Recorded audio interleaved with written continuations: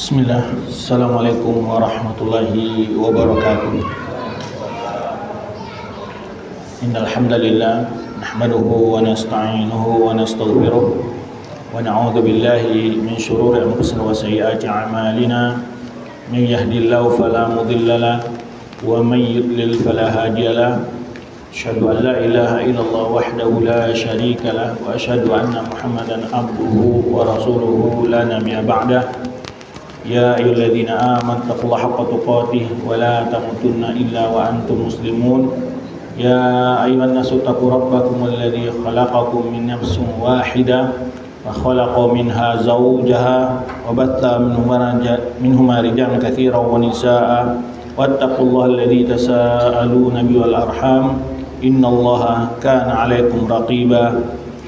Ya ayyuhalladzina amanu taqullaha wa qul qawlan sadida yuslih lakum a'malakum wa yaghfir lakum dhunubakum wa man yuti'illaha wa rasulahu faqad faza fawzan 'azima. Amma ba'd, fa inna asdaqal hadithi kitabullah wa khairal hadithi Muhammadin sallallahu alaihi wasallam wa syarrul umuri muhdatsatuha wa kullu muhdatsatin bid'ah wa kullu bid'atin dhalalah wa kullu dhalalatin finnar. Para ikhwan dan akhwat rahmati Allah Subhanahu wa taala, pujian syukur kepada Allah Subhanahu wa taala, salawat salam buat Nabi kita Muhammad sallallahu alaihi wasallam. Semoga Allah Subhanahu wa taala selalu memberikan bimbingannya dan hidayah kepada kita untuk istiqomah di atas agama yang mulia ini dan berpegang teguh dengan sunnah Rasulullah sallallahu alaihi wasallam, serta kita dijauhkan dari segala bentuk kemudaratan dan bahaya baik yang berkenaan dengan agama maupun urusan dunia kita. Para ikhwan dan akhwat rahmati Allah Subhanahu wa taala, pembahasan yang akan kita bahas pada pagi menjelang siang ini sesuai yang telah ditentukan oleh panitia, yaitu membahas tentang bagaimana cara mengangkat pemimpin dan juga sifat-sifat pemimpin di dalam Islam atau dalam sunnah Rasulullah sallallahu alaihi wasallam.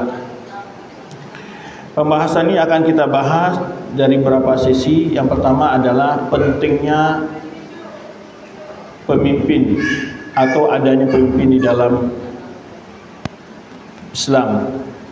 Jadi ahamiyatul imamah fil Islam, tentang wajib adanya pemimpin. Ya, sisi-sisi kewajiban adanya pemimpin. Yang kedua adalah kita akan bahas tentang syarat-syarat pemimpin dalam Islam. Yang ketiga akan kita bahas tentang bagaimana memilih pemimpin dalam Islam. Yang keempat, apa saja hak-hak pemimpin. Yang kelima, apa saja hak-hak penguasa. Ya, ada 5 bahasan. Yang pertama adalah urgensi adanya pemimpin. Ya, yang kedua adalah syarat-syarat tentang pemimpin. Yang ketiga adalah tentang bagaimana memilih pemimpin. Yang keempat adalah hak-hak pemimpin. Yang kelima adalah hak-hak rakyat. Taib. Tentang pentingnya pemimpin, banyak sekali dalil-dalil yang dimana para ulama menjelaskan wajib tentang adanya pemimpin.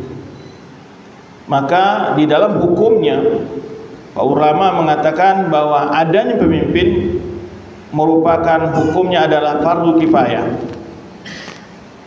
Hukumnya adalah fardu kifayah. Kenapa? Karena Allah Subhanahu wa taala katakan dalam firman-Nya, yang pertama adalah ya ayyuhalladzina amanu ta'ati'u Allah wa ati'ur rasul wa ulil amri minkum.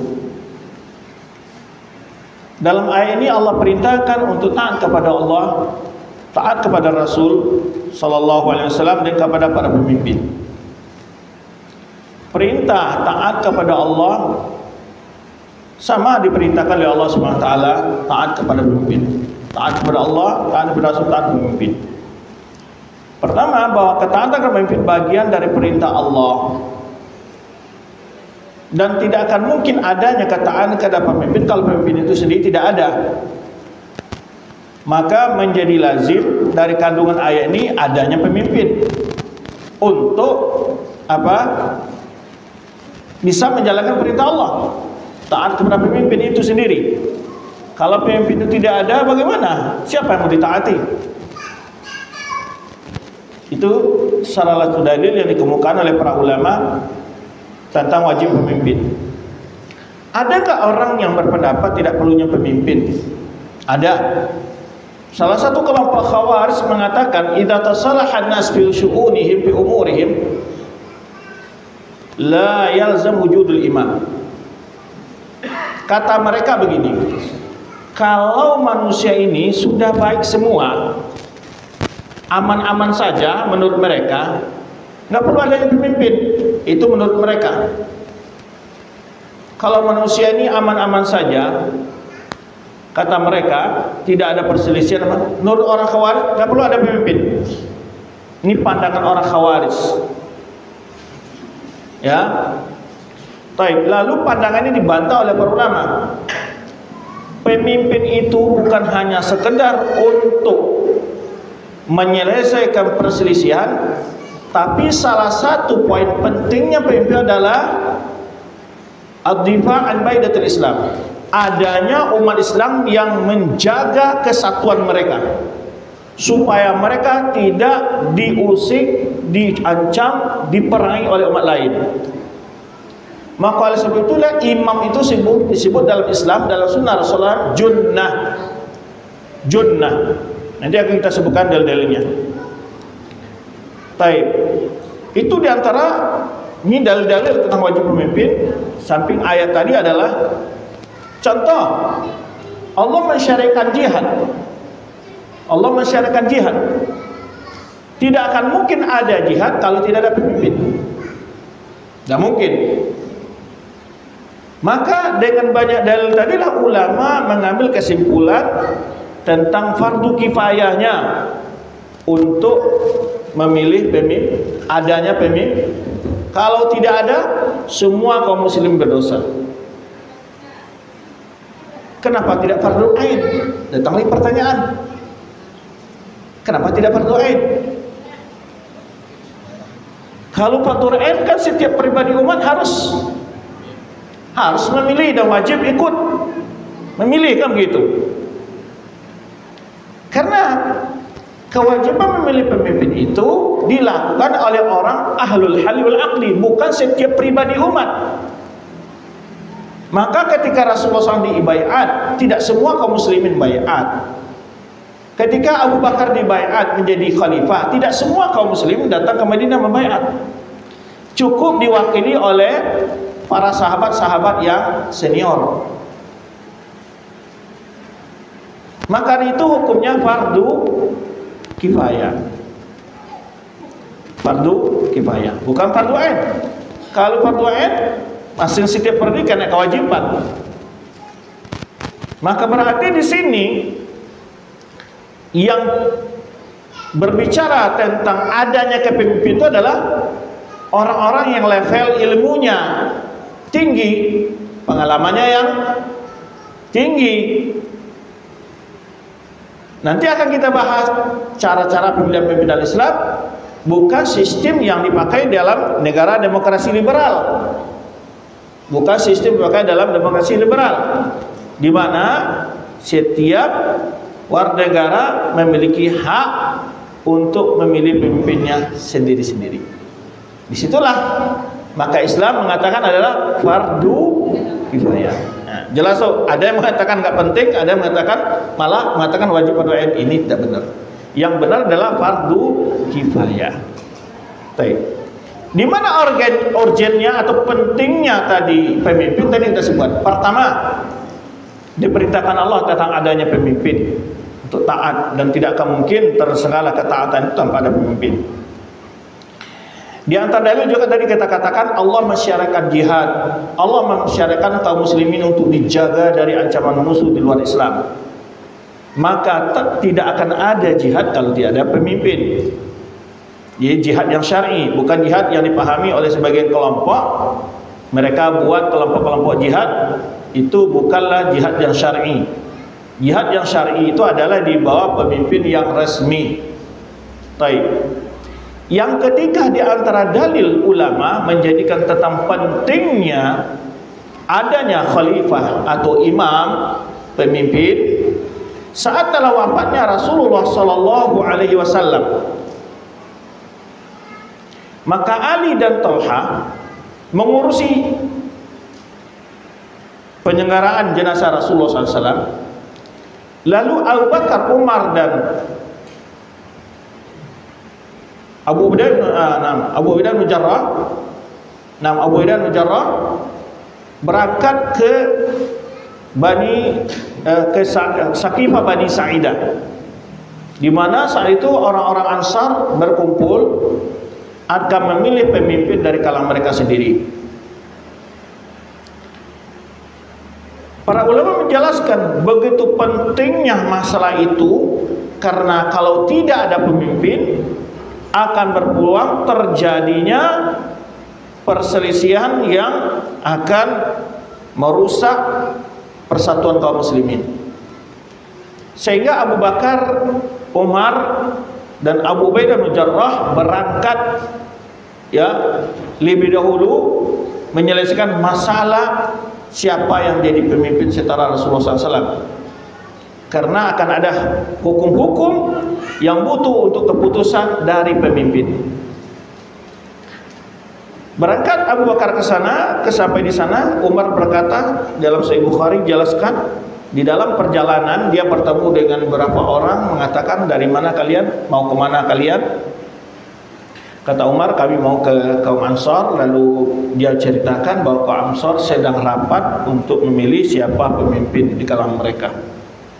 Maka bermusyawarahlah mereka kaum Ansar, dan kemudian datang Abu Bakar dan Umar di sana. Saat datang di sana, Umar sudah mempersiapkan berbagai argumentasi di perjalanan menuju sana. Ketika dia mau berbicara, maka Abu Bakar menyuruhnya untuk duduk. Kemudian dia duduk, kemudian Abu Bakar berbicara. Abu Bakar bicara, menyebutkan keutamaan Ansar, perjuangan mereka membela Islam.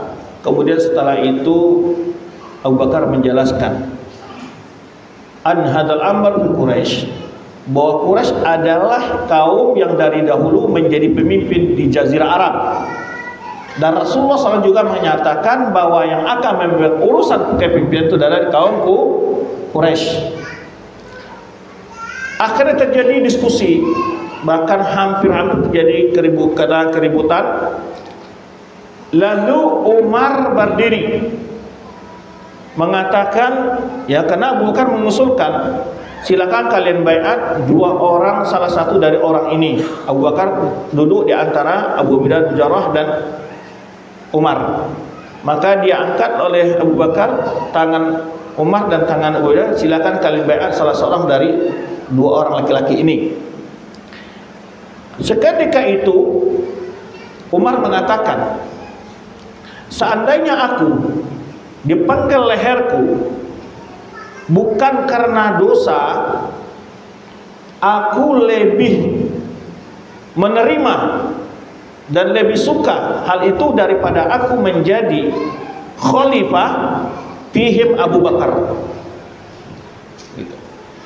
Umar mengatakan ketika Abu Bakar berpidato itu, katanya, tidak satu pun kalimat yang sudah aku persiapkan dalam perjalanan itu kecuali Abu Bakar menyampaikan semua, bahkan lebih baik, kata Umar.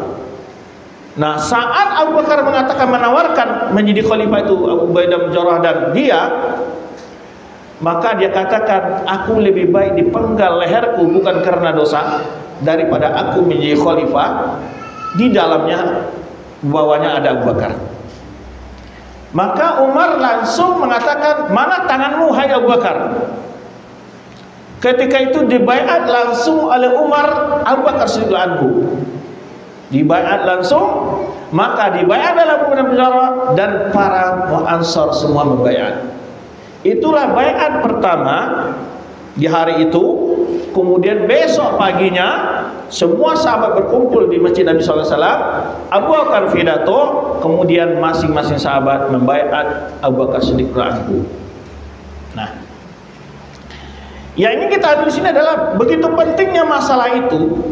Abu Bakar terlebih dahulu menyelesaikan masalah yang lebih besar, karena berpotensi saat itu orang Ansar mengatakan minna amir wa minkum amir. Kata orang Ansar begini, kami punya pemimpin sendiri, kalian punya pemimpin sendiri. Maka Abu Bakar kata, la, ya, nahnu umara wa antumul wuzara. Kami sebagai pemimpinnya, kalian sebagai menteri-menterinya.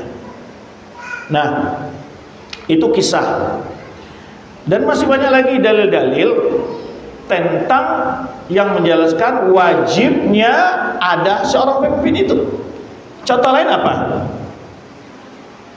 Ketika seseorang melakukan perjalanan, atau 2 orang melakukan perjalanan, atau 3 orang, ada hadis sebutkan, bila di antara kalian melakukan perjalanan sebanyak 3 orang, fa'ali wa amir ahadakum.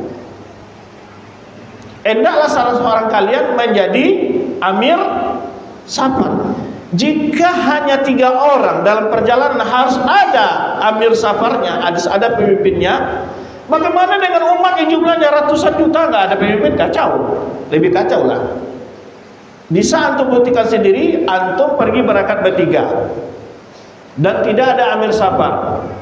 Ketika mau berhenti makan, berhenti sholat, atau apapun kegiatan dalam perjalanan itu, kalau tidak ada pemimpin, pasti antum selalu akan terjadi apa? Perdebatan. Kata yang A, di sini aja lah makan, ini enak. Kata B, belum, saya belum lapar. Ya kan? Ada lagi yang katakan, sini aja lah kita zuhur, ini masjidnya bagus. Kata si B, enggak, di anak kita buru-buru salat asar di sana saja. Maka tidak akan ada kesepakatan. Dan inilah salah satu contoh dijadikan dalil oleh ulama ketika 3 orang dalam safar atau 2 orang, pasti salah satunya diangkat menjadi amir safar. Ini dalil tentang apa? Wajibnya ada pemimpin. Berkarena dengan itulah kalau kita lihat dalil-dalil yang melarang untuk mengkudeta, menjatuhkan pemimpin itu di sini, karena disebutkan oleh para ulama, kenapa diharamkan menjatuhkan pemimpin dan mengkudeta pemimpin itu? Karena efeknya tidak ada pemimpin. Kalau tidak ada pemimpin, maka itu peluang untuk semua pelaku kejahatan untuk melakukan kejahatannya. Di sini yang diungkapkan oleh sebagian ulama salaf, yaitu 30 tahun di bawah pemimpin yang zalim lebih baik daripada 1 malam tanpa pemimpin. Kenapa? Karena 1 malam tanpa pemimpin itu adalah sangat berbahaya dalam segala kondisi. Pembunuhan, perampokan, apapun, tidak ada yang bisa menegakkan, menentukan suasana. Maka oleh sebab itu, ini diantara ketika pentingnya seorang pemimpin, sehingga datang dalil-dalil walaupun pemimpin tadi melakukan hal-hal yang salah dalam kepemimpinannya, Islam justru mempertahankan itu agar tidak ada kekosongan dalam kepemimpinan. Bila terjadi kekosongan kepemimpinan, maka akan terjadi saling perebutan kekuasaan. Di saat itulah semua kelompok akan saling berbunuhan. Inilah yang diantisipasi oleh Islam. Nah, itu gambaran sedikit ya. Karena orang-orang kadang-kadang menganggap, tidak tahu dia hukum ini, menganggap persoalan itu hal yang sepele. Ya, maka saya katakan pembahasan masalah hal ini itu dimasukkan ke dalam pembahasan akidah oleh ulama Ahlussunnah Jamaah. Tidak ada satupun kitab-kitab akidah bicara tentang akidah Ahlussunnah Jamaah kecuali masalah ini disinggung oleh mereka. Kenapa? Karena awal persoalan fitnah terjadi di tengah umat ada dalam masalah ini. Dan bahkan ulama mengatakan perpecah belahan kaum muslimin sekarang ini masih sisa-sisa efek dari kejadian terjadinya pemberontakan terhadap Utsman radhiyallahu anhu. Dan itulah pintu fitnah. Dan ketika di masa Umar tanya, ya, Siapa yang bisa beritahu tentang fitnah, kata Umar bin Khattab, seperti gelombang lautan. Lalu sahabat Huzaifah menyatakan, bainaka wa bainaha babun ya amirul mukminin. Antara engkau dan fitnah itu ada pintu, hai amirul mukminin. Artinya di masa Umar tidak akan terjadi fitnah itu. Dan Umar tahu sendiri bahwa pintunya adalah dia. Lalu Umar bertanya, apakah pintunya nanti itu dibuka secara baik-baik atau yukassar, dirusak pintunya? Kata Huzaifah, pintunya dirusak. Kalau pintu sudah rusak berarti tidak mungkin untuk ditutup lagi. Nah, ini fitnah-fitnah inilah sampai hari ini. Maka di awal perpecahan kaum muslimin di masa Utsman itu muncullah Khawarij dan muncul pula Syiah di masa Ali bin Abi Thalib radhiyallahu anhu, muncul Qadariyah, Jabariyah, Murji'ah dan seterusnya. Baik. Kemudian dalam akidah Ahlussunnah wal Jamaah, jihad, haji, puasa itu bersama pemimpin. Kalau tidak ada pemimpin, siapa harus menentukan kapan lebaran, kapan haji? Maka oleh sebab itu, salah satu tugas di antara tugas-tugas pemimpin itu adalah menjaga persatuan kaum muslimin. Oleh sebab itu ulama menjadikan dalil tentang wajibnya pemimpin, wa'tasimu bihablil jami' wa la tafarraqu. Hendaklah kalian berpegang teguh dengan Allah secara bersatu padu, jami'an, wa la tafarraqu, jangan kalian berpecah belah. Jadi di antara fungsi imam itu adalah mengantisipasi tidak terjadinya perpecahan. Nah, dari itu pentingnya. Yang kedua apa adalah untuk menegakkan agama ini. Menegakkan agama ini ada dua sisi. Ada ketentuan-ketentuan waktu ibadah seperti tadi haji, puasa dan seterusnya. Ada juga menegakkan dari sisi hukum hudud. Siapa yang akan menegakkan keadilan terhadap orang yang melakukan kejahatan-kejahatan sosial di tengah masyarakat. Itu yang bisa menegakkannya adalah pemimpin, bukan rakyat biasa. Jadi kalau ada perintah di dalam Al-Quran, potong tangan, kisos, cambuk orang minum khamar, cambuk orang berzina, itu perintahnya secara spesifik kepada pemimpin untuk menegakkan hukum itu, gitu. Maka tidak ada kelompok-kelompok jamaah pokoknya punya hakim sendiri, ada jamaahnya yang mencuri lalu dipotong tangannya, nggak boleh. Ya, karena itu wewenang hakim. Dari sini pula dapat kita jawab argumentasi sebagian orang begini. Ada semacam teori begini. Di dalam pikiran orang-orang radikal itu begini. Bila pemimpin tidak menjalankan syariat, itu adalah kufur. Itu kata mereka. Ulama yang membiarkan kekufuran juga kafir. Nah, itu mereka pakai teori kayak gitu. Maka disitulah mereka mengkafirkan para ulama. Padahal dalam masalah ini perlu dijelaskan. Apa yang Anda maksud pemimpin tidak menegakkan syariat? Apa makna syariat yang kalian maksud itu apa? Karena dalam pemahaman mereka syariat itu adalah hukum tentang zina, riba, atau hukum tentang pembunuhan. Sebatas itu. Kalau ini tidak ditegakkan, baru mereka ini kafir. Dalilnya apa? Wa man lam yahkum bima anzalallahu fa ulaika humul kafirun. Orang yang tidak menegakkan hukum Allah dia kafir. Ini dalilnya dia. Cuman di mana kekeliruan mereka di sini? Ketika mereka memahami makna syariat itu hanya sebatas hukum-hukum pidana atau pidata tadi. Syariat itu adalah keseluruhan ajaran Islam. Bukan hanya masalah hukum pidana, baik pencuri, perampok, pembunuh, pezina, minum khamar, bukan sebatas itu hukum itu. Salat syariat di Indonesia ada salat boleh, bangun masjid, bantu anak fakir miskin, haji, puasa, zakat ada. Berarti di Indonesia berjalan nggak syariat? Hah?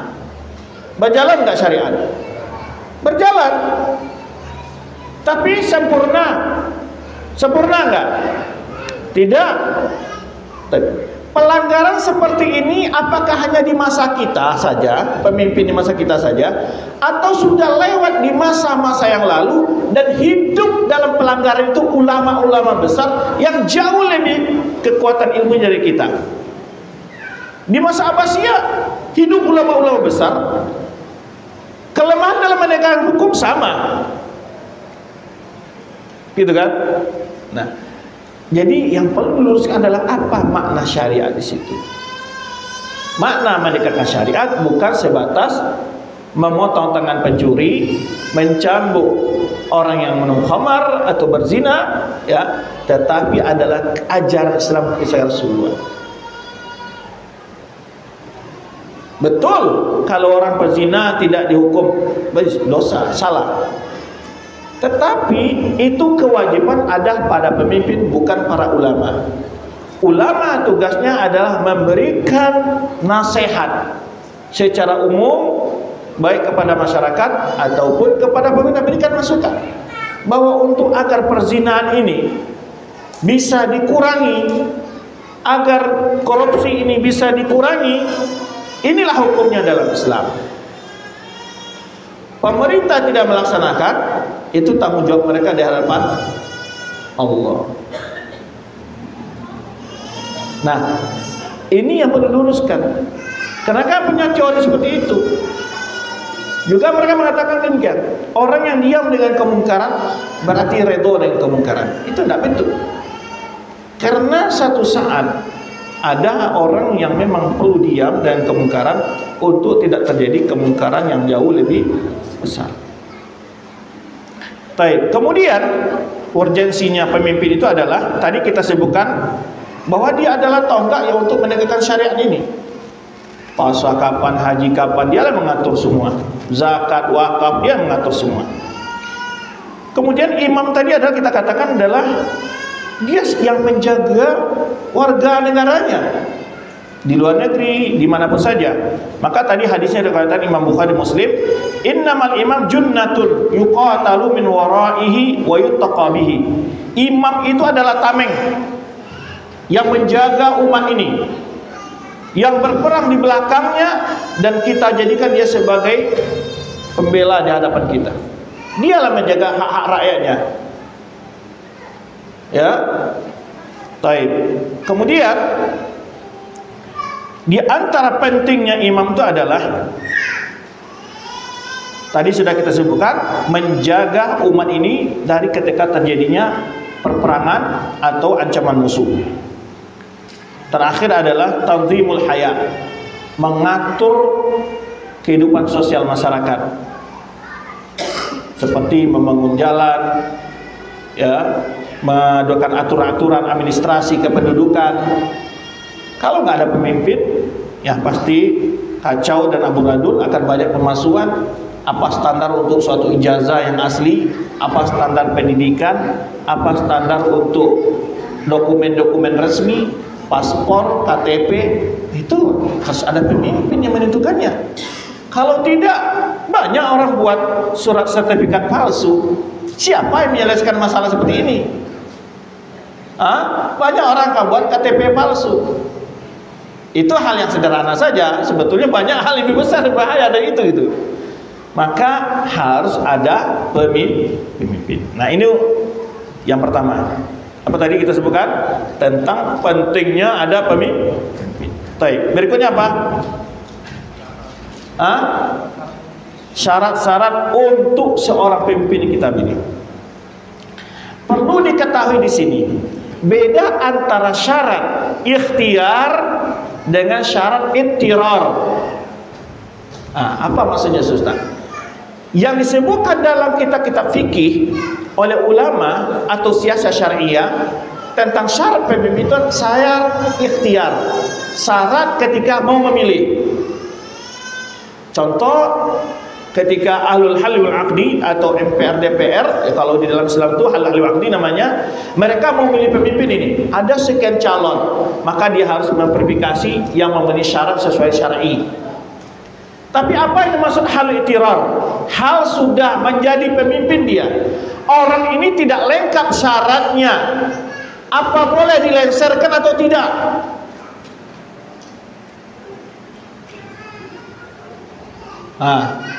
Dia sudah jadi pemimpin, dia tidak lengkap syaratnya, boleh nggak diganti?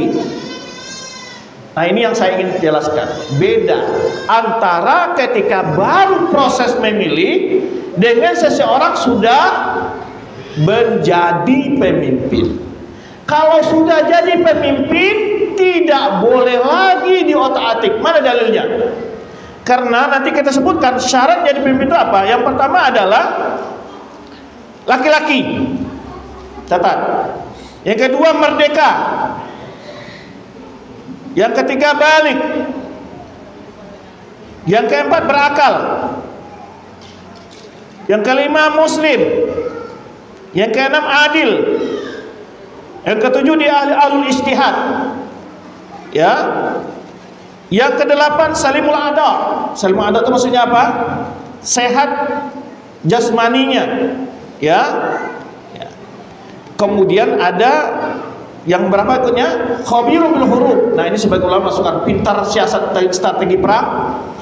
Yang terakhir adalah dari kaum Quraisy. Dari kaum Quraisy. Kalau kita lihat persyaratan ini, maka sebagian besar pemimpin di dunia sekarang hampir tidak memenuhi. Apalagi dari sisi apa? Kaum Quraisy. Baik. Maka disinilah ada kelompok mengatakan bahwa kepemimpinan pemerintah sekarang nggak sah karena dia tidak mengerti beda antara syarat ketika memilih dan syarat ketika orangnya sudah menjadi. Kalau dia sudah jadi pemimpin, persyaratan itu tidak menjadi syarat mutlak. Mana dalilnya Ustaz? Rasulullah SAW sabdakan dalam hadis Irbad bin Sariyah. Irbad bin Sariyah, ketika Rasulullah sebutkan, sahabat mengatakan, salat bina Rasulullah SAW salat subuh, salat berjamaah. Lalu Rasulullah SAW saya salat menghadap para sahabat, mau'adatan balighatan. Rasulullah memberikan nasihat yang luar biasa. Dzarafa min haluyun wajal mihal qulub, membuat mata sahabat berair, membuat hati sahabat menjadi bergetar, ya, begitu nasihat yang luar biasa. Lalu sahabat berkata, ya Rasulullah, ka'annaha mau'izul muwaddi'in. Ya Rasul, seakan-akan nasihat ini adalah nasihat perpisahan. Ausina, tolong beri kami nasihat. Artinya apa? Kalau ini adalah nasihat perpisahan. Dalam riwayat lain, mata ta'ahadu alaina, apa nasihat pesan terakhirmu kepada kami ya Rasulullah? Nasihat pertama kata Rasul apa? Amurukum bittaqwallah. Sampai kalian selalu bertakwa.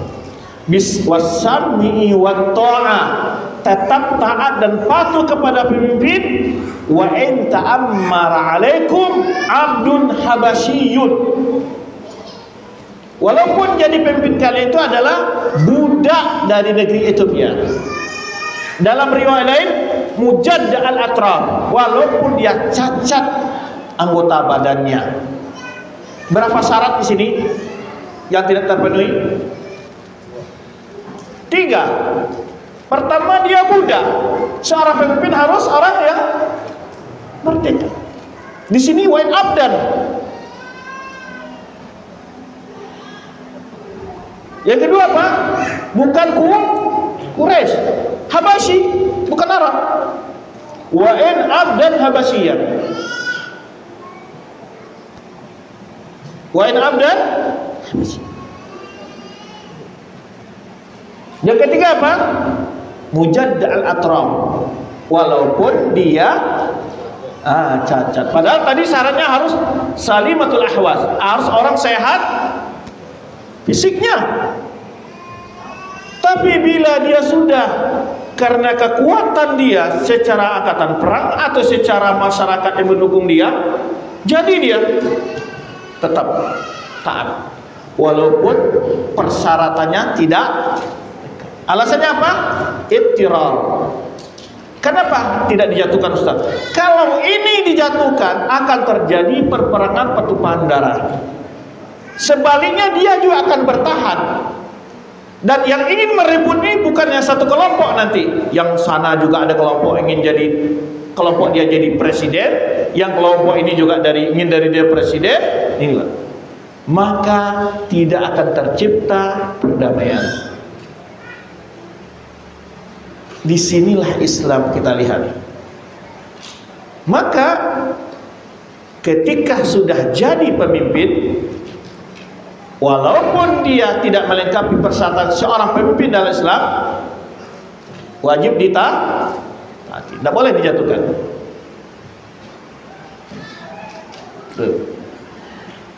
Walaupun tidak lengkap. Tapi kalau dalam hal memilih, seperti ketika Umar memberikan ketentuan kepada 6 orang sahabat memilih pemimpin setelahnya, maka mereka boleh proses. Atau ketika Ali mau diangkat menjadi khalifah, masih dalam pembicaraan siapa yang jadi khalifah, maka saat itu boleh lihat mana yang lebih senior umurnya, ilmunya, pengalamannya dan seterusnya, boleh. Baik. Ada pula yang mengatakan begini, gimana kalau yang memberontak itu dari keluarga Nabi SAW, Ahlul Bait, memberontak kepada pemimpin yang bukan Ahlul Bait, boleh enggak? Dalam hadis lain Rasul tegaskan, man ja'akum wa amkurun jami', barang siapa yang datang ingin merusak persatuan kalian dan kalian sedang bersatu, faqtulhu kainan man kana, boleh dia dibunuh siapapun itu orangnya. Ini dalil tentang wajib menjaga persatuan. Maka dari itu, ya, ancaman kudeta, rakyat wajib membela penguasa. Ya betul. Bukan membela hak penguasa itu hakikatnya, tapi membela hak rakyat, yaitu agar tercipta kenyamanan, keamanan. Nah, ini kadang-kadang kalau kita tidak dengan dasarkan ilmu bicara, kadang-kadang emosional kita meminta lain, ya, kemarahan kita meminta lain. Nah, inilah ketika emosional kita tidak kita atur dengan agama, disinilah kita sering salah langkah dan salah tingkah, sehingga efek hasil dari sebuah tindakan itu sangat fatal. Nah, ini tadi persyaratannya ayyakuna dzakaran. Ini dalil tentang wajibnya seorang pemimpin itu laki-laki, ada merdeka, kemudian balik, berakal, muslim, ya. Karena di antara dalil muslim itu diambil para ulama, karena ada juga pendapat sekarang mengatakan seorang muslim boleh memilih pemimpin non muslim. Ini pendapat yang jelas menyalahi semua kesepakatan ulama. Kalau ada yang mengatakan ini secara konstitusi boleh, Ustaz. Memang di negara kita ini terbuka untuk jadi pemimpin, tidak ada persyaratan harus tapi bagi seorang muslim kan juga tidak diwajibkan dia harus pilih selain muslim, non muslim. Nah, mestinya dia adalah lebih menjalankan aturan ini sesuai agama. Ada pula yang komentar, lebih baiklah non muslim yang adil dari muslim yang zalim. Perkaranya jangan dibanding non muslim yang tidak adil, cari muslim yang adil. Jangan sama dengan orang memandang begini, lebih baik pemimpin wanita daripada pemimpin laki-laki. Kenapa? Karena wanita ini ada yang hebat. Jangan dibandingkan yang hebat dengan laki-laki yang bodoh. Ini wanita yang dokter dibanding dengan tukang beca laki-lakinya, ya enggak baik. Yang jadi perbanding adalah mana yang lebih hebat, laki-laki dokter, wanita juga dokter. Kan begitu perbandingannya. Jadi Islam menyuruh kita memilih pemimpin yang muslim, itu ada dalilnya. Dan itu juga tidak menyalahi konstitusi, karena hak kita dalam konstitusi memilih ya menjalankan agama itu kan disuruh dalam menjalankan konstitusi kita. Bahwa setiap dalam pasal 29 ya jelas sebutkan Undang-Undang Dasar menyatakan setiap pemeluk agama bebas menjalankan agamanya sesuai keyakinannya. Tetapi dalam waktu yang sama kita juga tidak punya peluang, artinya menghambat calon dari non muslim. Kenapa? Karena konstitusi dibuka oleh negara. Ya, ini mungkin agak sensitif bicara masalah ini ya. Tapi kita bicarakan secara agama saja. Kalau orang liberal tidak terima dia. Ya karena ini kita bicara secara agama Islam. Bila mereka memilih selain muslim sebagai pemimpin mereka, mereka akan diminta pertanggungjawaban dosa. Berdosa. Pasti. Nah, ada ragunya itu. Nah, kita bicara secara Islam. Secara konstitusi tidak juga ada paksaan. Seseorang boleh memilih yang lebih dipercayanya. Maka umat Islam wajib melahirkan calon pemimpin yang adil. Bukan dikatakan lebih baik non-Islam yang adil daripada Islam yang tidak adil, itu keliru. Justru tokoh-tokoh Islam wajib mengajarkan calon yang adil. Tuh.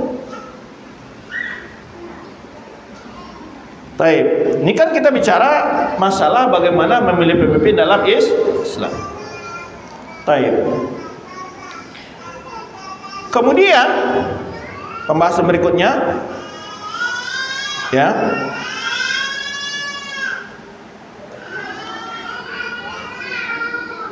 Tadi sudah kita jelaskan beberapa syarat.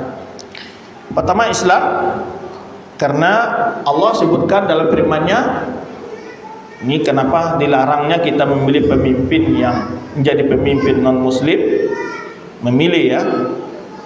Berbeda. Nah, ini beda juga. Antara antum di sebuah lembaga,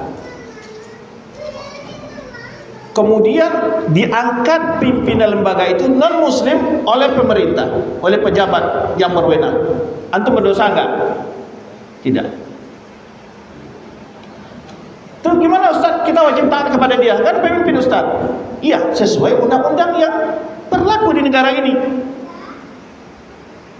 Ya kan? Kecuali di situ dia mau umpamanya suruh antum beli khamar sama dia, ya nggak boleh. Itu sesuai dengan ajaran agama. Kita taat dalam aturan-aturan yang berlaku. Ini akan menjadi pertanyaan banyak kadang-kadang gitu maksudnya. Tapi yang kita maksud di sini adalah berbeda antara dalam sebuah lembaga negara lalu diangkat kepalanya oleh negara non muslim, itu beda hukumnya. Yang kita maksud di sini adalah memilih pemimpin tertinggi dan umat Islam dilibatkan. Nanti yang dimaksud sini siapa yang memilih juga ada kriteria dari Islam. Yang memilih di dalam Islam itu ada kriteria yang dipilih, ada kriteria yang memilih. Karena dalam Islam tidak seperti demokrasi liberal, semua bebas ingin memilih. Tapi hanya tertentu pada tingkat ulama-ulama, ahlul halli, tokoh-tokoh masyarakat yang senior. Itu dalam Islam. Baik. Kemudian dalilnya adalah walai yajallahu likafina al-mu'minin sabila. Allah tidak pernah memberikan rekomendasi izin bagi orang kafir untuk menjadi pemimpin atas orang-orang muslim, orang-orang beriman. Banyak sekali al-Islamu ya'lu wa la yu'la alaih. Banyak sekali dalil-dalil tentang ini. Ingat dalil waktu 11 nih. Kemudian adalah melihat ketakwaan dan keadilannya, kriterianya. Jadi bukan dari sisi kekuatan kampanyenya atau kepintaran dia di dalam membuat konten-konten untuk promosikan dirinya. Karena apalagi saya sekarang ini banyak sekali tipu-tipuan dengan konten-konten yang membuat orang tertipu. yang sudah direkayasa, bagaimana dia turun ke got, bagaimana dia turun ke sawah, segala macamnya. Ya, nah, yang dimaksud di sini karena itulah mana dalilnya yang dipilih itu orang yang adil bertakwa, yaitu kenapa Abu Bakar memilih Umar?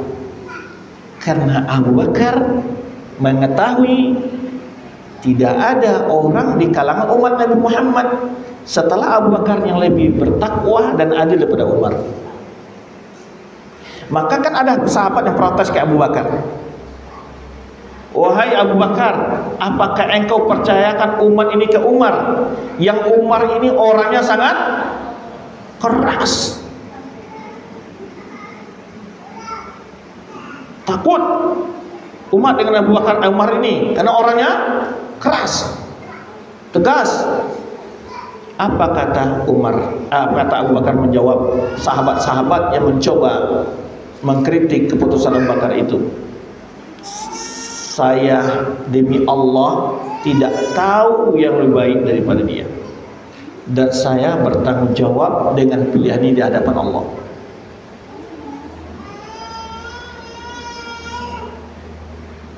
Dan terbukti setelah Umar menjadi khalifah, Masya Allah,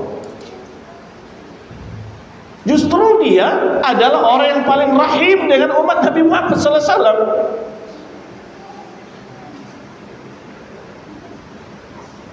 Maka semua kebaikan Umar menjadi khalifah,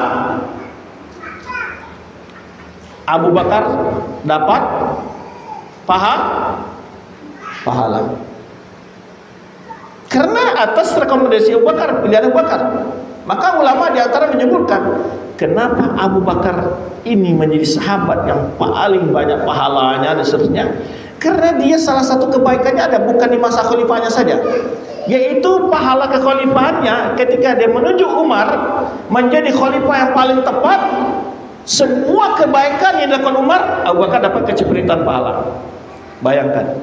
Nah, inilah kemarin kita sebutkan, pemimpin yang soleh, pemimpin yang dapat memberikan manfaat buat rakyatnya, pahalanya juga bukan main-main. Ya, bukan main-main. Baik, kemudian al-kafa' wal qudrah, ya mampu. Maka sistem demokrasi liberal sekarang ini membuat banyak orang yang tidak berkemampuan menjadi pejabat. Nah, nanti akan kita bahas masalah metode memilih pemimpin. Kemudian salamatul hawas sudah kita sebutkan, ria. Sekarang kita masuk kepada apa? Perincian tentang apa? Ini yang lebih ini, proses pemilihan pemimpin dalam Islam. Apa perbandingan antara demokrasi dan Islam? Sedikit ya, perbedaan antara demokrasi dan Islam. Kalau demokrasi, dia keputusan berdasarkan mayoritas suara terbanyak.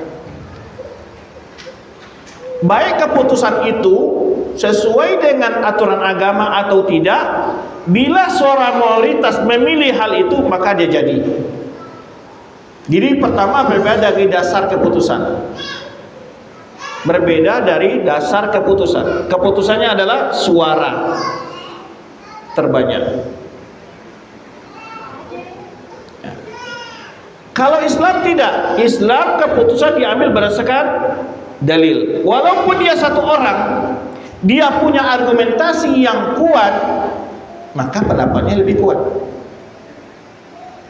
Contoh dalam perbedaan-perbedaan fuqaha itu, 4 imam itu, Abu Hanifah, Imam Malik, Imam Syafi'i, Imam Ahmad. Kadang-kadang bisa jadi pendapat satu orang dari mereka lebih kuat daripada 3 orang ini. Kenapa? Karena pendapatnya lebih mendekati dalil. Nah, maka bukan berdasarkan suara itu dari sisi dasar keputusan. Kemudian dari sisi pelaku yang mengambil keputusan. Kalau dalam Islam yang menjadi pemilih itu adalah orang-orang yang berilmu. Orang-orang berilmu, bukan termasuk masyarakat awam. Kenapa? Karena orang berilmu inilah yang tahu mana yang lebih pengalaman, mana yang lebih pantas. Dengan ilmu lah dia menilai. Maka tidak semua. Kalau masyarakat awam itu mudah dipengaruhi sebagaimana kita katakan tadi oleh media. Bahkan mudah dipengaruhi dengan memberi amplop. Bukan berarti orang berilmu tidak ada bisa dipengaruhi ya. Tetapi selayaknya orang berilmu itu ya sebagai tanggung jawabnya adalah dia orang berbicara sesuai kapasitas ilmunya. Jangan dikorbankan negara ini untuk kepentingan sesaat dan kepentingan pribadinya. Baik. Jadi itu yang pertama. Yang kedua perbedaannya. Jadi perbedaan pertama tadi apa? Dasar mengambil keputusan. Yang kedua adalah dari sisi pelakunya. Yang ketiga adalah apakah Islam itu tidak punya pilihan? Ustaz, punya pilihan. Ya. Islam itu memiliki pemilihan begini. Antara kalau hukum taklifi antara halal, makruh, mubah. Ini boleh menjadi pilihan. Tapi yang haram tidak masuk pilihan. Tidak masuk pilihan. Dalam suatu hukum memilih. Kalau ada tawaran namanya gimana judi mau kita legalkan atau tidak? Itu Islam dari awal sudah enggak masuk itu dibicarakan itu. Itu sudah jelas. Kalau dalam demokrasi bisa saja menjadi tawaran salah satu solusi. Gimana ketika banyaknya sekarang susahnya izin poligami, kita legalkan sajalah pelacuran namanya. Ya kan? Kalau dalam demokrasi halal haram satu meja sama. Silakan jika ini kalau orang mayoritas suka yang haram jadi. Kalau dari Islam tidak. Pilihan itu hanya paling maksimal hukumnya makruh. Ya, boleh salah satu solusi yang ditawarkan, tergantung kondisi. Nah, tapi yang haram tidak masuk dalam bagian yang jadi konsumsi untuk pilihan. Nah, ini termasuk nanti ketika pemimpin juga demikian.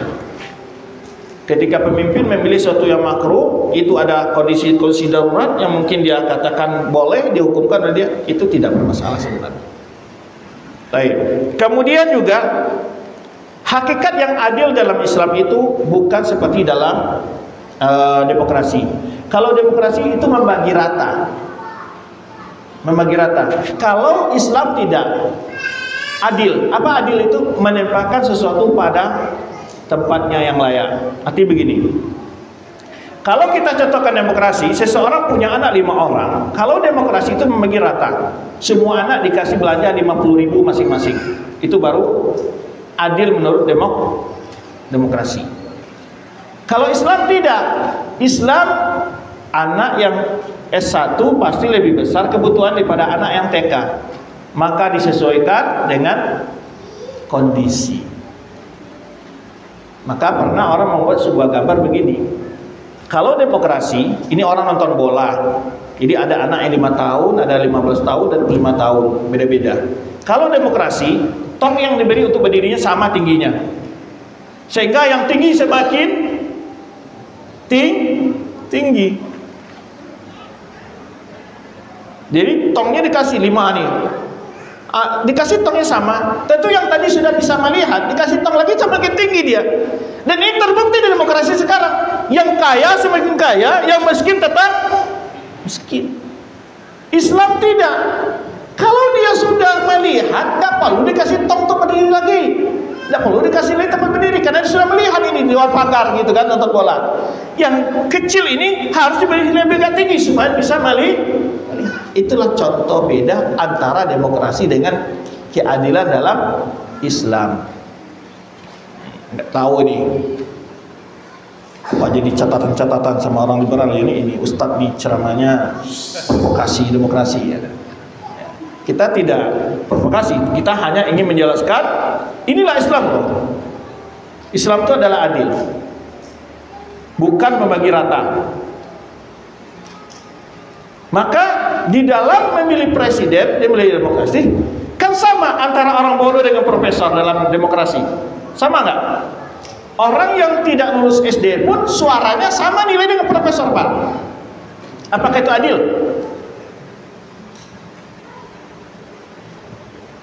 Sama rata. Itulah disebut dengan demokrasi sama rata. Kalau Islam tidak adil, menempatkan sesuatu pada tempat yang sesuai. Itu bedanya. Nah, kalau kita bicara sekarang, contoh umpamanya ya, ini kalau kita bicara jauh tentang aturan di Indonesia, undang-undang Indonesia, ataupun anggaran di Indonesia ini, mestinya itu bicara masalah seperti ini. Di Indonesia 80% umat Islam, mestinya 80% undang-undang. Gimana?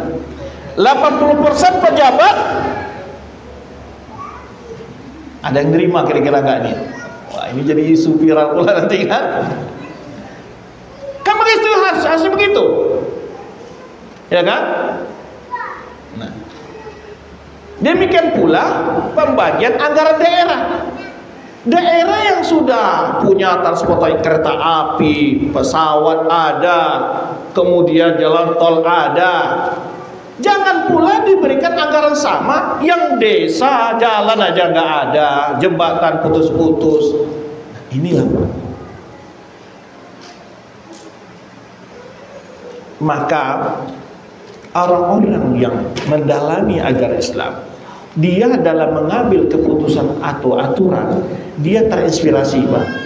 Dia akan berpikir dituntun oleh ilmunya ke sana. Nah, efeknya sekarang tuh begitu. Dari sistem demokrasi inilah yang membuat banyaknya. Dan apakah ini budaya kita? Bukan. Ini bukan budaya Indonesia. Saya tantang ahli tata negara semua, ini bukan budaya Indonesia, Pak. Semua ini budaya dari Barat. Budaya Indonesia adalah terpapan dalam sila keempat Pancasila. Itulah budaya Indonesia, musyawarah mufakat.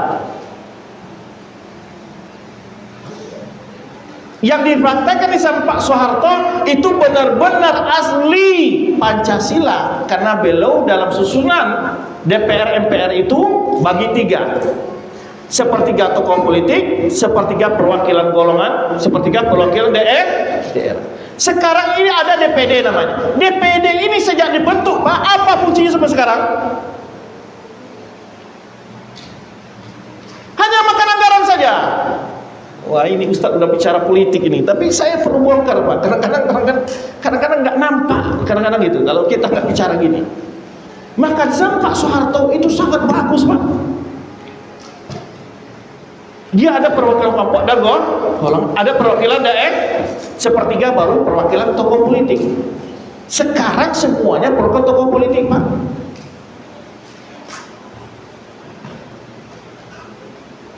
Nah, jadi saya syukur-syukur nggak jadi tokoh politik dulu, Pak, ya. Syukur nggak jadi. Karena saya masih SMA itu sudah aktif dulu itu, tapi alhamdulillah diselamatkan Allah jadi ustadz. Nah, maka kalau kita kaji, karena saya dulu memang ada aktif dalam salah satu kelompok pemuda, itu kita kaji undang-undang segala macam itu kita. Ini, maka sebenarnya di zaman Pak Soeharto itu benar-benar menjalankan Pancasila itu secara sila yang keempat itu perwakilannya. Kalau sekarang sistem sekarang yang berkuasa itu orang punya duit. Dia pintar, bodoh, apapun saja, dia punya duit jadi. Sehingga yang jadi pemimpin kita bukan orang yang berpengalaman, tapi orang yang punya uang.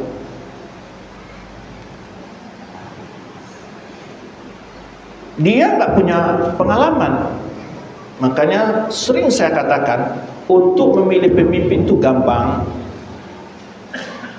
Contoh, untuk presiden, ambillah pejabat-pejabat yang sudah berpengalaman secara internasional, Pak. Yang mereka sudah mungkin sudah mantan Kapolri Panglima, mantan menteri yang sifatnya wawasannya internasional, bukan nasional, karena dia presiden.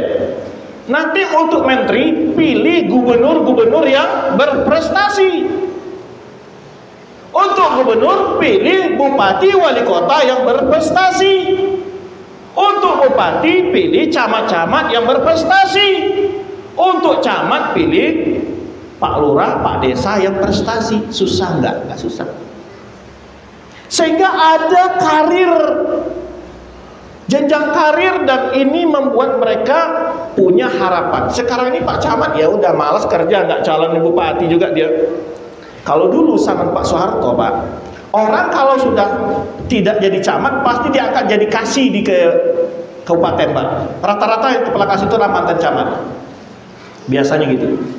Nanti kalau dia sudah tidak lagi bupati, dia ngantornya di kegubernuran biasanya. Karena saya dulu sering juga urusan gitu kan, ketemu sama bapak mantan bupati di kegubernuran itu.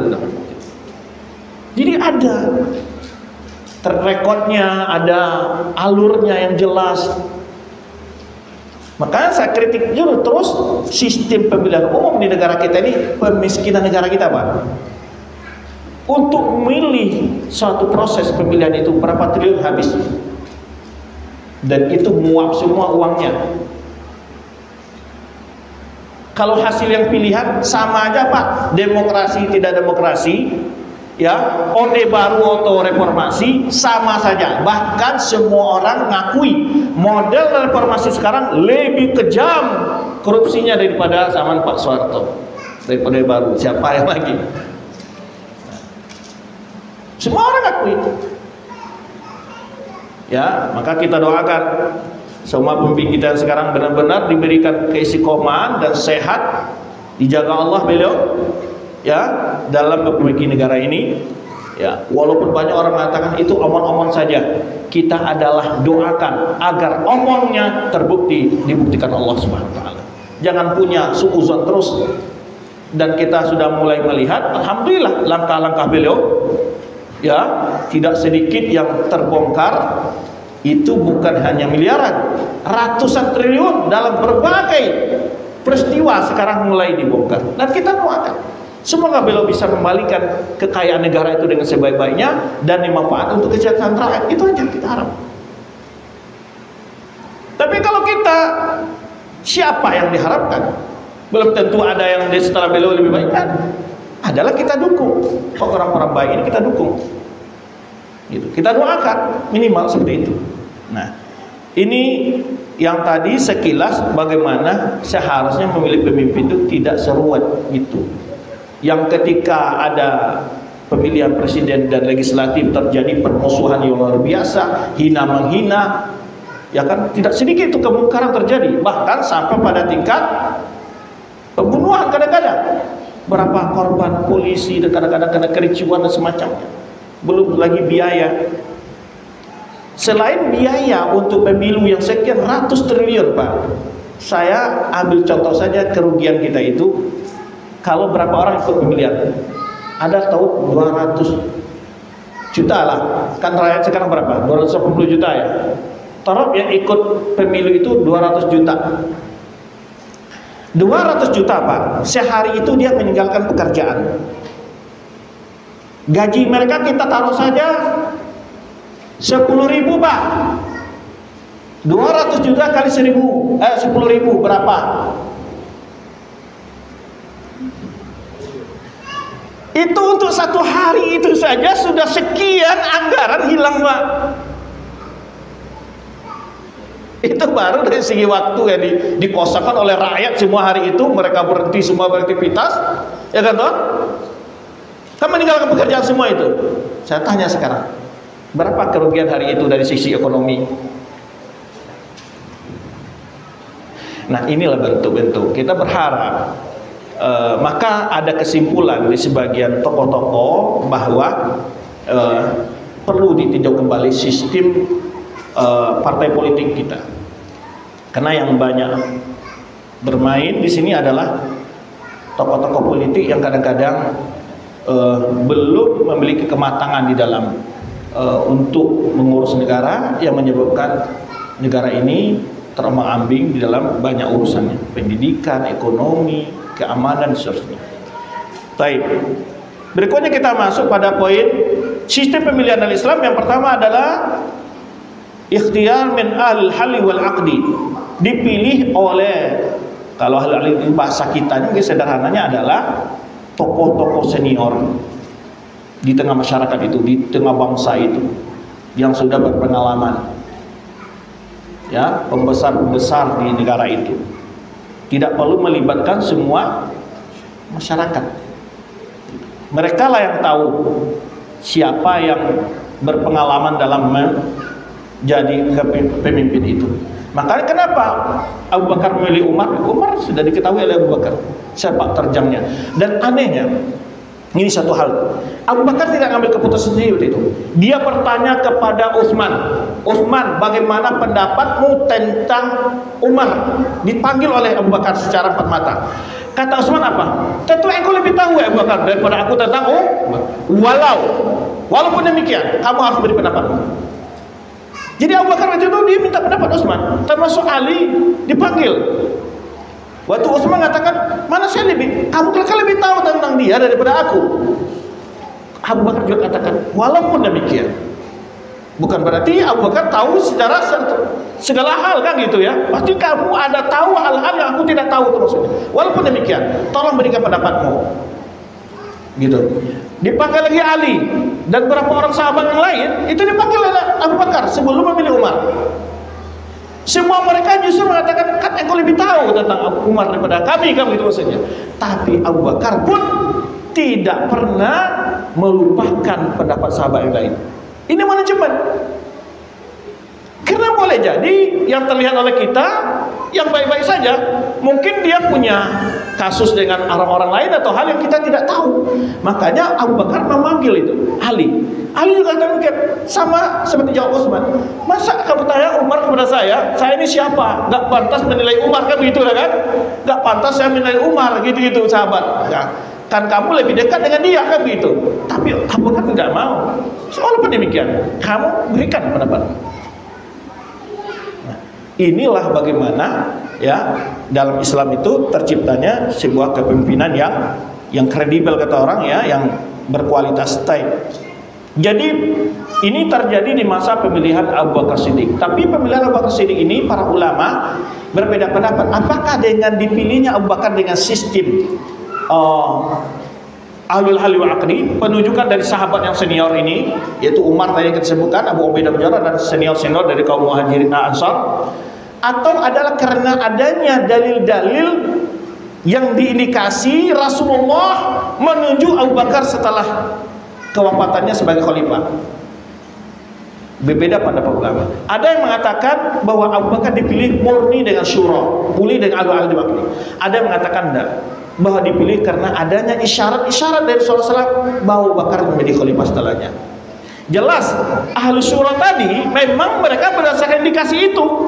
Karena Umar ketika membaiat Abu Bakar itu apa dikatakan dia? Radhiyallahu lana Rasulullah lidinina apa kali dunyana. Wahai Abu Bakar, Rasulullah mempercayakan kepada agama kami kepada engkau. Jadi imam waktu sholatnya Nabi SAW sakit. Apa kami tidak akan reda kalau engkau untuk urusan dunia kami, untuk agama engkau dipercayakan Nabi, urusan dunia kami tidak dipercayakan. Maka sebelum wafatnya Nabi SAW itu Rasulullah telah banyak memberikan isyarat-isyarat yang akan jadi khalifah itu adalah Abu Bakar. Di antara contohnya ketika rumah-rumah sahabat dekat Masjid Nabawi itu punya pintu kecil untuk langsung ke Masjid Nabi SAW. Maka Rasulullah nyuruh tutup itu pintu semua kecuali Abu Bakar. Kemudian kisah seorang wanita bertanya ke Rasulullah SAW.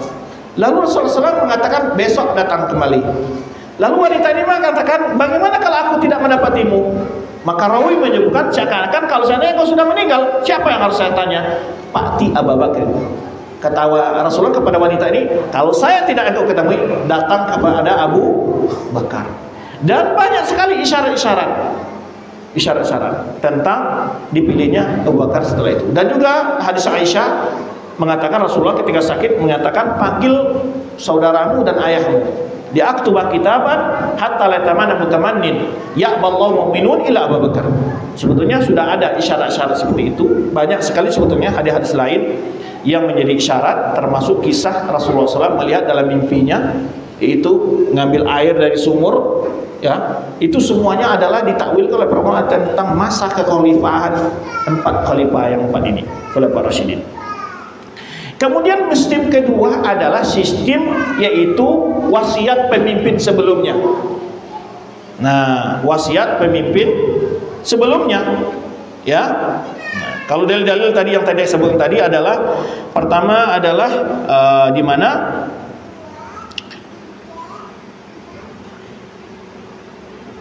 wa amru syura bainahum, ini dalil-dalil tentang musyawarah.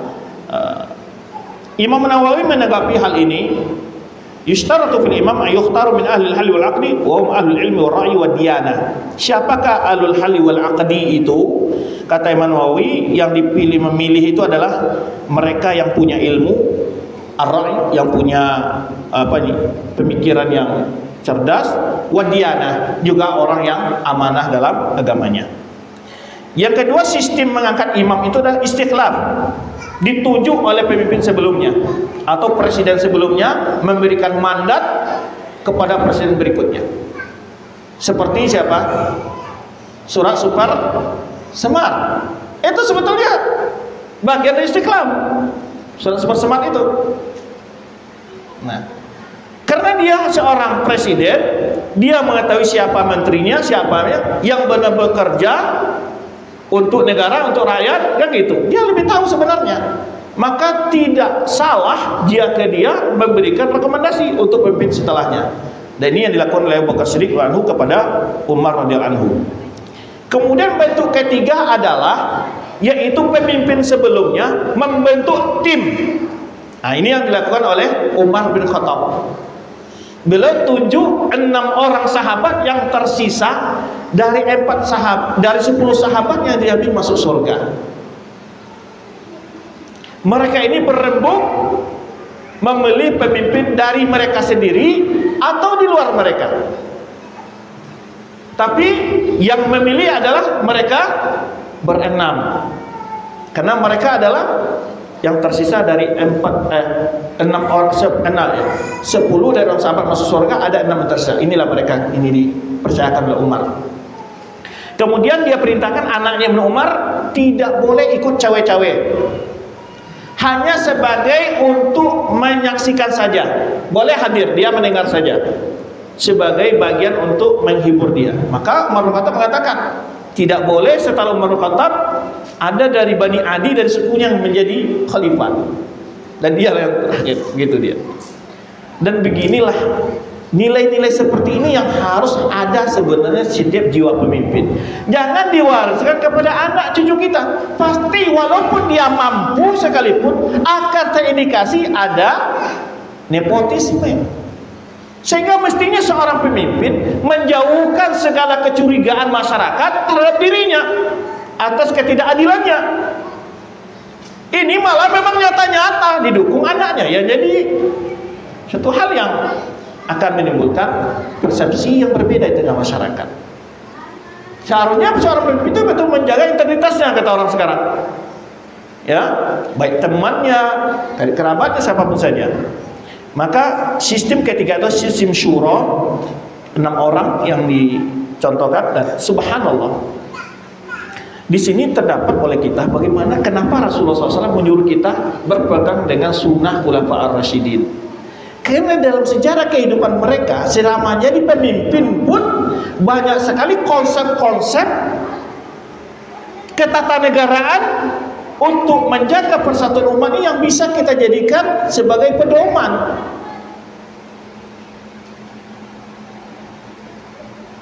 Bagaimana Abu Bakar kita jadi pemimpin, Umar, Utsman, Ali, pola-pola kepemimpinan mereka itu banyak sekali yang bisa kita adopsi, ya, oleh pemimpin-pemimpin sebagai pedoman dalam menjadi seorang pemimpin atau menjabat kepimpinannya. Baik. Nah, ini yang ketiga, model yang ketiga itu adalah presiden sebelumnya atau pemimpin sebelumnya mengangkat tim tertentu untuk memilih presiden setelah itu, baik dari kalangan mereka sendiri atau di luar mereka. Maka kita itulah Abdurrahman bin Auf memanggil 6 orang dulu. Nah, kata Abdurrahman bin Auf, Masya Allah kalau dibaca ini bagus sekali manajemennya. Dibilang, jadikan amru bisalasa. Kita akan berenam nih. Tolong sekarang jadikan 3. Siapa yang mau menyerahkan kepada siapa? Maka Tolha menyatakan, aku serahkan bagianku kepada Ali. Kemudian siapa lagi? Yang menyerahkan ke Utsman siapa? Zubair. Dan masing-masing menyerahkan. Sehingga tinggal 3 orang. Kemudian yang 3 orang ini ada tinggal siapa? Yaitu Utsman, Ali, dan Abdurrahman bin Auf manggil Ali. Wahai Ali, kalau engkau jadi khalifah, la ta'dilanna. Seandainya Utsman yang diangkat, engkau tetap taat? Semua menjawab iya. Kepada Utsman juga dikatakan hal yang sama. Setelah selesai ini, yang 2 orang itu Abdurrahman bin Auf mencoba bertanya kepada kaum Muhajirin dan Ansar yang senior. Lalu setelah didapatkan informasi, Abdurrahman mengatakan, aku mendapati mayoritas kaum Muhajirin dan Ansar adalah memilih dipanggillah Ali, bahwa dia siap untuk membaiat Utsman dan taat kepada Utsman. Itu singkat saja, terpilihlah Utsman bin Affan. Kemudian dalam memilih Ali, nah Ali ini adalah satu kondisi yang sedang genting. Ketika setelah terbunuhnya Utsman, pembunuh Utsman ingin mengangkat Ali radhiyallahu sebagai khalifah, tapi Ali menolak. Kenapa Ali menolak? Karena Ali tidak mau terindikasi bahwa dia akan oleh orang-orang yang melakukan kejahatan. Tapi Ali mengatakan, baiat saya adalah baiat yang menunjuk saya adalah kaum Muhajirin dan Ansar, bukan kalian. Mereka datang ke Ali itu. Karena kalau dia menunjuk Ali, pasti mereka juga akan menekan Ali dan merasa mereka lah yang menunjuk dan akan menekan Ali untuk kepentingan politik mereka, akan begitu. Nah, ini diantara kecerdasan Ali radhiyallahu saat itu tidak mau diterima. Jadi pemberontak Utsman itu sudah mengancam Ali, mendesak Ali untuk berbaiat. Ali tidak mau. Saya kalau baiat saya adalah orang Muhajirin Ansar. Maka datanglah kaum Muhajirin ke Ansar dan Ali menerima bukan dari usulan orang-orang ahli fitnah, tapi adalah dari kaum Muhajirin dan Ansar. Nah, maka kalau kita membaca tadi yang saya katakan, bagaimana proses pemerintahan di masa Khulafaur Rasyidin itu untuk menghindari fitnah-fitnah terjadi, itu banyak sekali sebenarnya pesan-pesan yang bermanfaat bagi orang-orang yang calon pemimpin atau jadi pemimpin, terinspirasi bagaimana mengantisipasi tidak terjadinya fitnah atau tidak menyebarnya fitnah. Baik, kemudian yang terakhir sistem mughalabah. Apa sistem mughalabah namanya? Sistem kekuatan. Kekuatan ini bisa 2 bentuk, bisa dengan senjata, bisa dengan suara. Tetapi sistem ini tidak dibenarkan dalam Islam sama sekali, sistem mughalabah. Prosesnya tidak dibenarkan, hasilnya diakui. Nah, itu yang kita katakan tadi. Kalau dia sudah berkuasa, Islam sudah tidak boleh lagi memberontak kalau dia sudah menguasai kondisi. Maka waktu dulu saya pernah di depan. Loh, kalian katanya kan tidak membenarkan sistem demokrasi. Kok kalian mengatakan wajib taat kepada pemimpin? Kata mereka begitu. Iya. Ya, waktu itu masih zaman Paltak. Paltak dulu belum ada Yahoo, belum ada YouTube semacam kajian lewat Paltak. Saya masih ngisi, masih mahasiswa di Madinah. Jadi debat oleh seorang hakikin, ya berdebat begitu. Lalu katanya sistem itu tidak benar, tapi mereka tetap menyuarakan taat pemerintah gitu kan. Saya kata, dan begitu memang dalilnya. Nah, kekuatan sekarang, proses yang ada di Indonesia sekarang itu mughalabah bil aswat. Itu kekuatan melalui suara. Memang proses mughalabah itu tidak dibolehkan dalam Islam karena menimbulkan kericuan dan kekacauan. Nah, walaupun beda antara mughalabah dengan suara, mughalabah dengan senjata beda ya. Walaupun efeknya tetap ada yang buruk, tapi memang berbeda. Kalau di senjata pasti lebih banyak lah pertumpahan darah gitu ya. Tapi kalau dengan suara pun tidak menafikan terjadi pecah belahan antara anak bangsa dan sebagainya. Tapi hasilnya tetap sah. Maka pemimpin sekarang sah nggak secara Islam dipilih Ustaz? Sah. Untuk menjawab kenapa? Ada kelompok yang mengatakan kan pemilihannya tidak secara Islam Ustaz, berarti pemimpinnya tidak sah. Atau dia pakai lagi umpamanya itu kan bukan Quraisy Ustaz. Jadi ada kelompok yang mengatakan Raja Salman itu tidak sah kekuasaannya dan boleh dikudeta, dijatuhkan. Apa dalilnya? Dia bukan dari Quraisy, kata mereka begitu. Nah, lalu juga pemerintah-pemerintah yang ada kata mereka sah untuk digulingkan. Alasannya apa? Karena prosesnya tidak Islami. Maka dibedakan. Tadi yang sudah kita awali, beda antara proses dengan hal yang sudah menjadi ittirar, sudah tetap dia berkuasa walaupun tidak lengkap persyaratannya, walaupun dia berproses dengan tidak sesuai dengan Islam syar'i, tapi kalau dia sudah menguasai politik kondisi, tidak boleh lagi ada upaya menjatuhkannya. Sudah. Kenapa? Islam di sini tujuannya untuk menghentikan kekacauan. Kalau tidak akan berhenti itu kekacauan. Yang lain akan tetap berdemo, dan lain akan tetap mengkudeta, dan tidak akan selesai masalahnya. Maka Islam menutup pintu keburukan otomatis di situ. Jadi hasilnya tetap diakui dan syar'i, hasilnya tetap wajib ditaati walaupun prosesnya tidak syar'i. Nah, ini yang kadang-kadang tidak dipahami oleh sebagian kelompok, dianggap semua orang radikal ketika mengkritik proses-proses ini. Ya, terlalu menganggap dia tidak meneruskan proses demokrasi, berarti dia tidak taat pemerintah. Itu dua hal yang berbeda. Dua hal yang berbeda. Walaupun prosesnya tidak syar'i, ya, secara syar'i pemerintahnya adalah wajib untuk disah secara syar'i. Kalau dia sudah berkuasa, maka wajiblah taat kepada pemerintah yang berkuasa. Itu sekilas ya.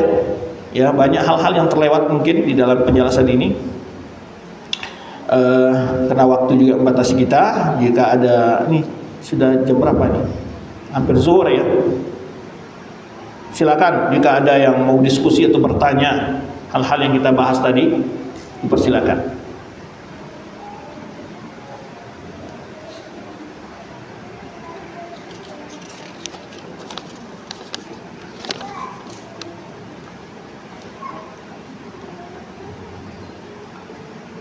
Bismillah Ustaz, izin bertanya. Kita ketahui pemimpin negeri kita sedang diuji. Bagaimana Ustaz dengan pajak yang diwajibkan oleh pemerintah saat ini yang sangat memberatkan rakyat? Apakah kita harus patuh membayar pajak yang di luar batas kemampuan kita? Mohon pencerahannya Ustaz.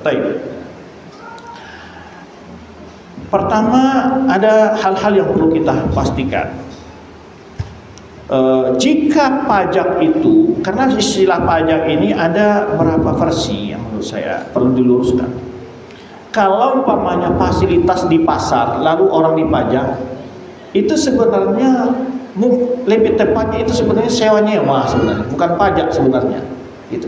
Karena ada manfaat kepada rakyat. Gitu. Jalan umpamanya, parkiran umpamanya, sebenarnya itu lebih tepatnya bukan pajak tapi adalah sewanya nyewa. Istilah-istilahnya perlu kita pastikan dulu gitu. Biar apa? Biar tidak keliru. Nah, yang menjadi persoalan adalah ketika adanya ketentuan dari pemerintah yaitu mempajak rakyat yang memang dia tidak mendapatkan tunjangan fasilitas secara langsung, kecuali orang lewat jalan tol dia harus bayar, orang pedagang di pasar harus bayar pajak pasar semacam itu, beda maksudnya. Ya.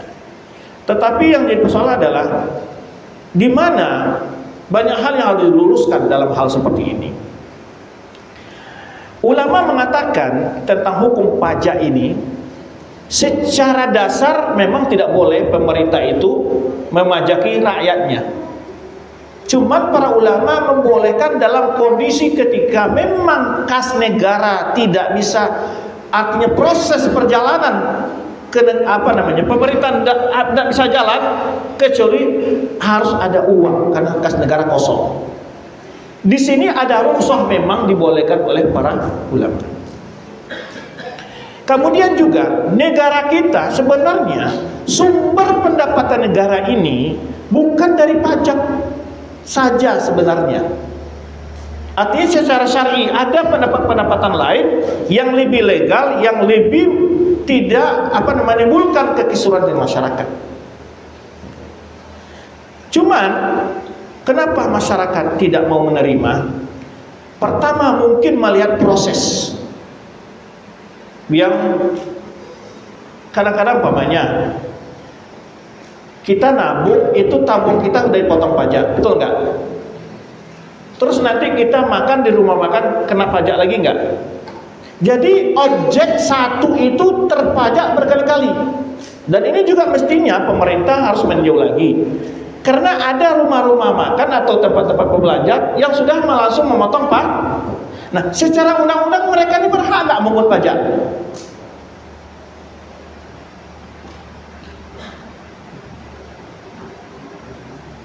Karena pamannya kita belanja 500.000, itu kena pajak 10%, berarti 50.000 sudah kena pajak kita. Kan pajak 10%, 50.000. Nah, kita satu sisi, kalau memang negara itu miskin, ya tidak mungkin adanya tersenggaranya perjalanan administrasi kenegaraan, artinya kebutuhan rakyat, kecuali dengan pajak. Itu ulama membolehkan.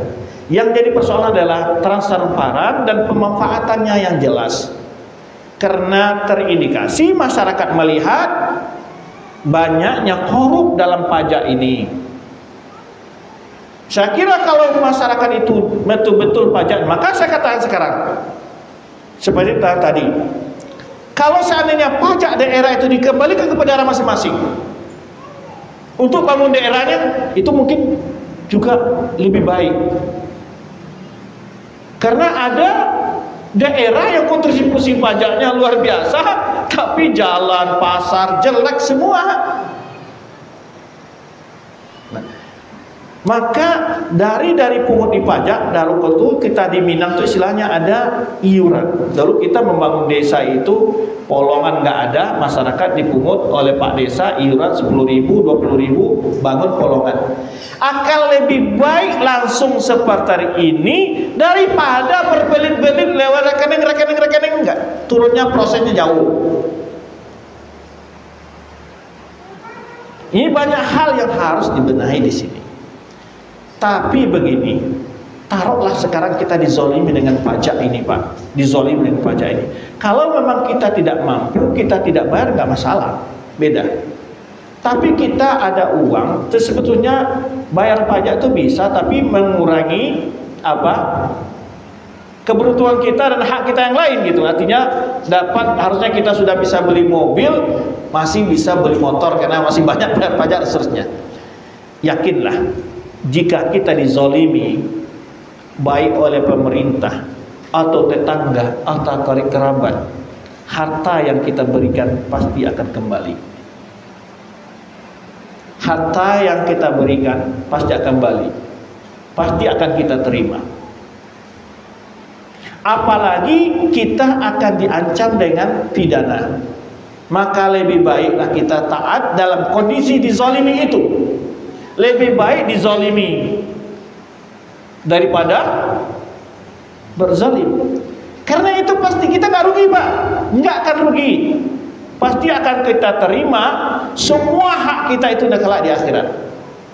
Maka disinilah mungkin ya penguasa, pemerintah coba buat kebijakan-kebijakan yang lebih menyamankan masyarakat, yang nyata manfaatnya kepada masyarakat. Pajak-pajak tersebut saya kira masyarakat juga, sebenarnya kita dahulu ya, waktu saya kecil-kecil tuh kalau di desa saya Pak, jembatan roboh itu iuran langsung nyata.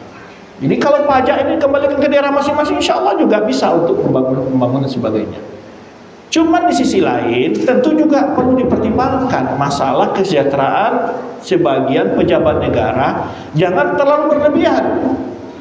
Kalau memang mereka punya gaji dan anggaran ataupun tunjangan, kenapa mereka tidak punya misi, ya, iuran satu lembaga itu untuk memecahkan masalah-masalah bangsa ini? Kami sama mereka iuran. Jadi yang persoalan sekarang ini negara kita ini memang kompleks. Pengusaha-pengusahanya pun tamak, Pak.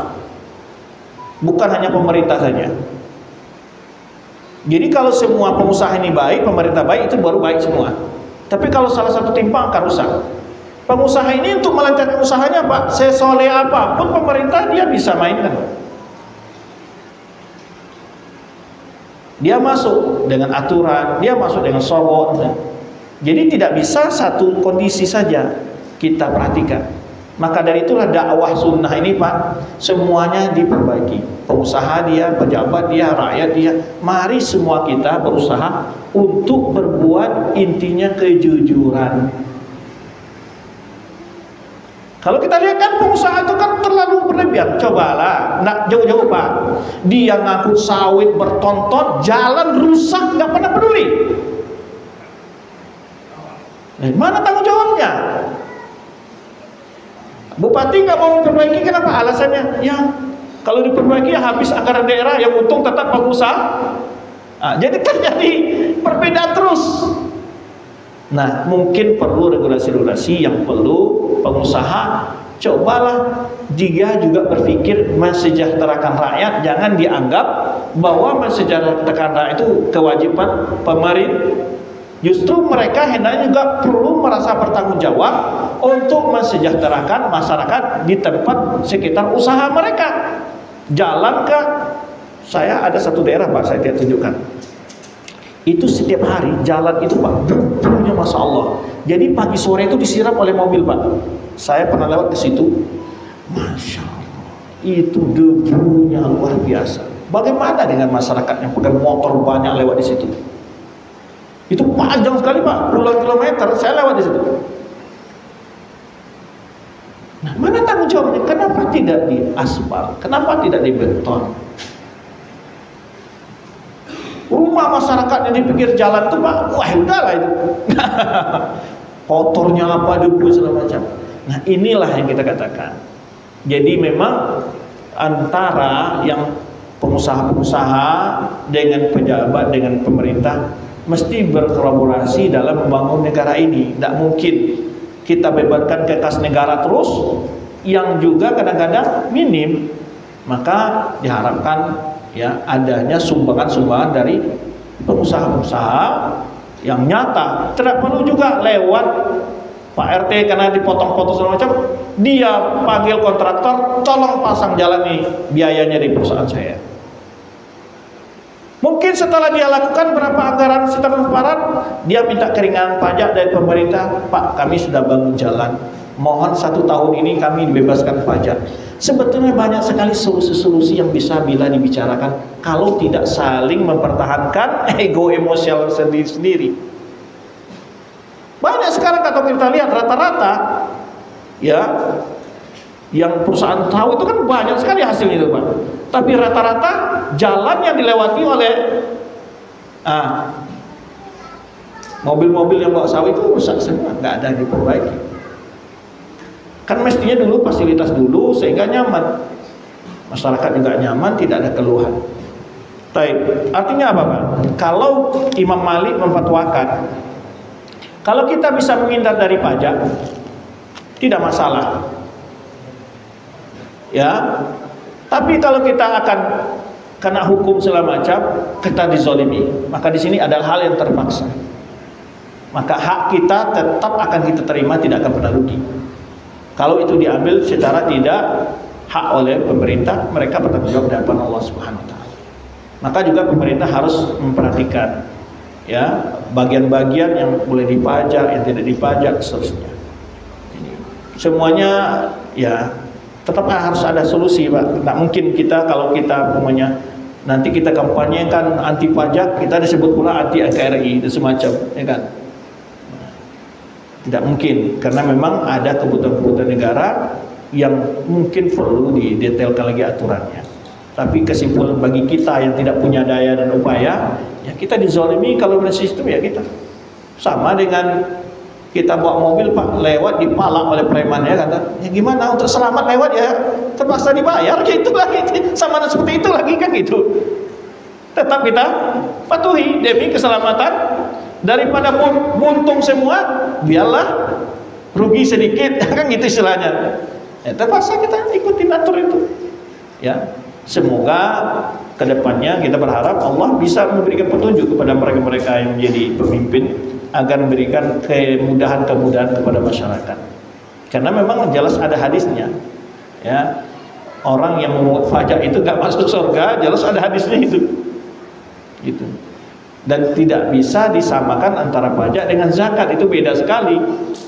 Zakat itu sekali setahun Pak, ada juga ketentuan hartanya, ada juga orang yang diberikan kepada siapa.